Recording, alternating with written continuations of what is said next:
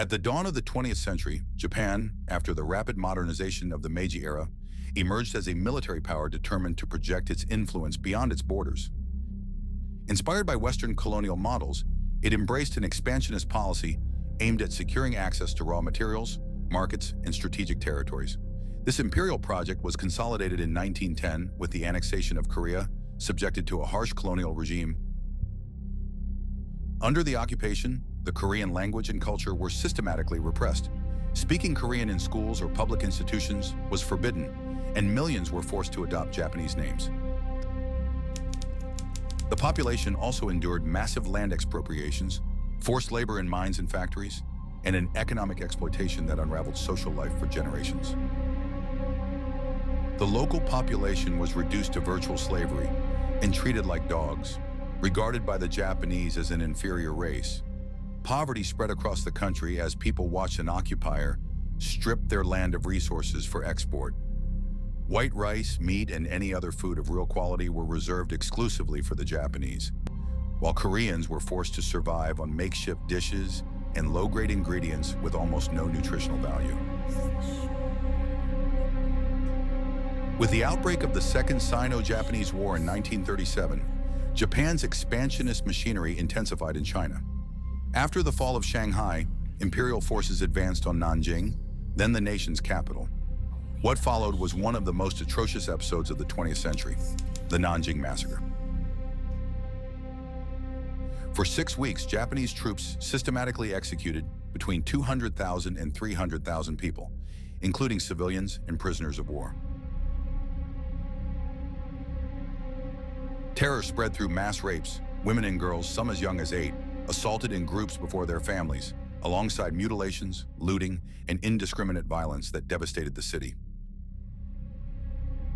Foreign doctors and missionaries attempted to document the events, but the photographs and testimonies could scarcely capture the magnitude of the horror.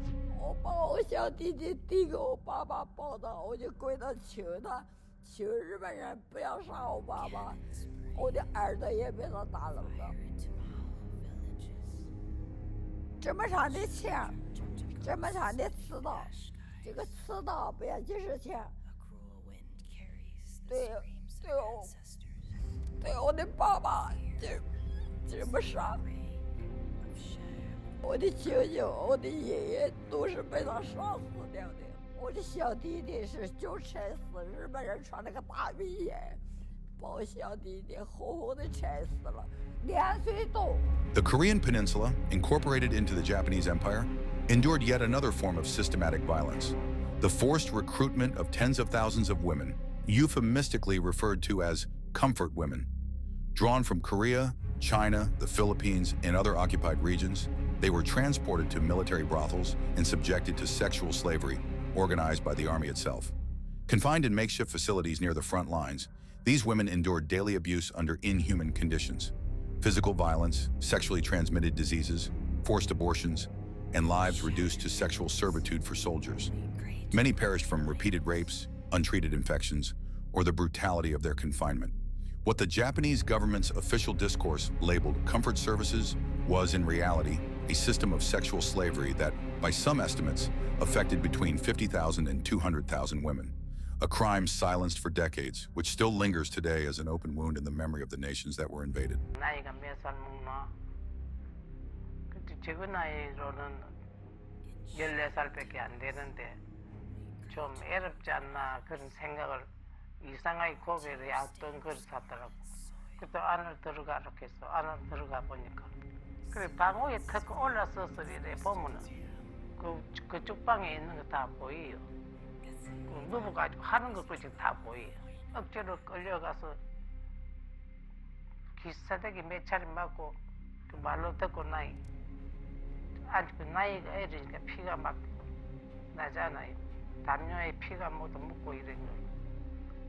그래 그거를 끌고 날이 새자 끌고 그 빨래터로 올라가니까 친구 둘이도 그래 당하고 앉아가 울고 있더라고. 이래가 우리 어떻게 살겠나? 차라리 죽는 게 안 낫겠나? 어떻게 해서 죽나? In parallel, In Manchuria, Unit 731 carried out covert activities that represented one of the most extreme manifestations of scientific violence. Under the command of General Shiro Ishii, doctors and technicians conducted biological and chemical experiments on human beings, using prisoners of war as test subjects.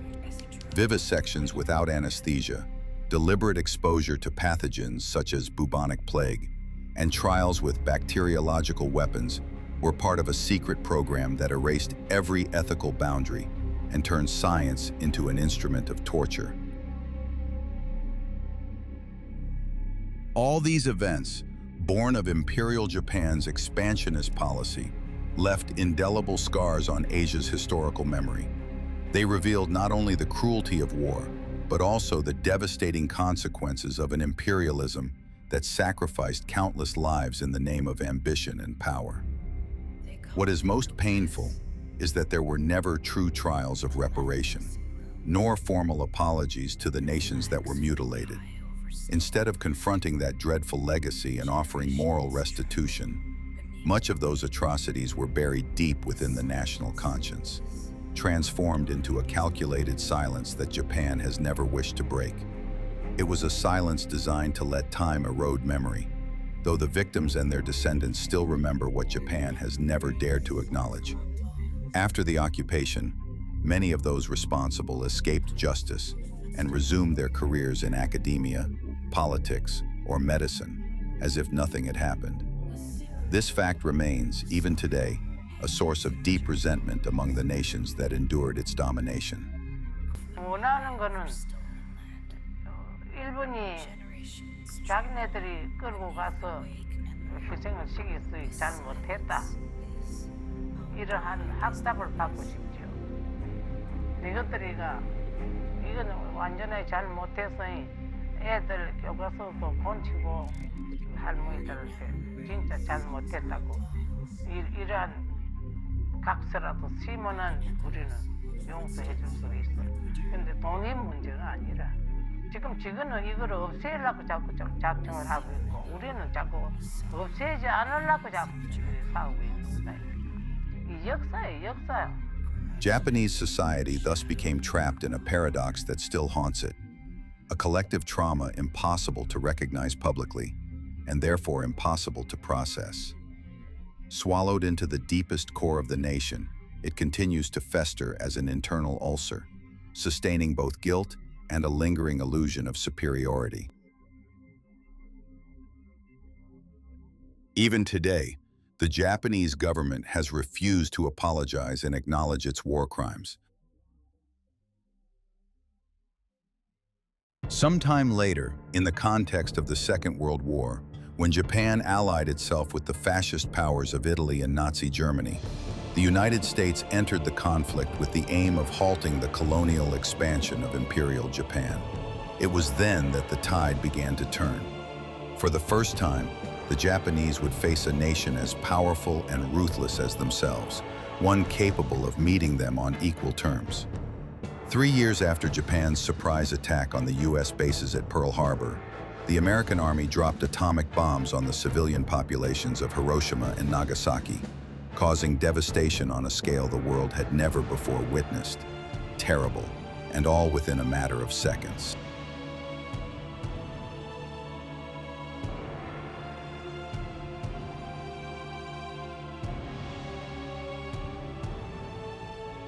This time, Japan found itself facing an enemy it could not defeat. The impact of the bombs was so deep and overwhelming that, combined with the heavy losses suffered during 3 years of war in the Pacific, the nation was forced to surrender and sign its capitulation to the United States. Millions of civilians were left homeless, hunger became routine, and the imperial authority collapsed along with the very idea of the nation itself. Unconditional surrender meant foreign occupation, the loss of colonies, the dissolution of the army, and the direct supervision of the Allied powers. The once fierce army that had brutally conquered neighboring empires was now compelled to kneel and bring its military ambitions to an abrupt halt. That defeat did not merely signify the end of the war. It opened a profound wound in the national pride, a collective humiliation that would forever mark an entire nation and the generations that followed.